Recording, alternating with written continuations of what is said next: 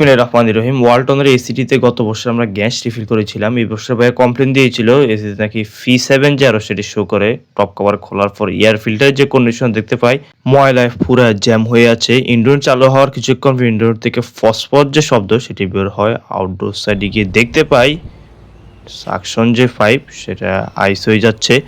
Gas যে pressure সেটা check করে দেখতে পাই আর 410 গ্যাস 100 পিএসআই প্রেশার যেটি দেখা যাচ্ছে।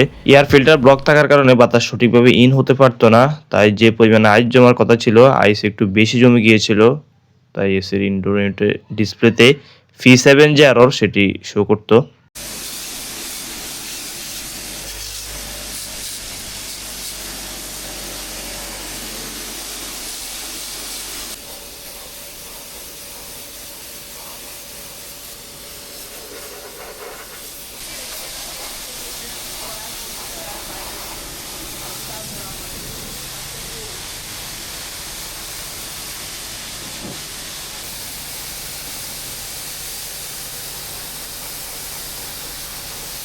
সার্ভিসিং এর পর এসিটি চালু করি এবং এটার রানিং যে প্রেসার সেটা দেখতে পাই ফুল পারফেক্ট দেখাচ্ছে 130 পিএসআই।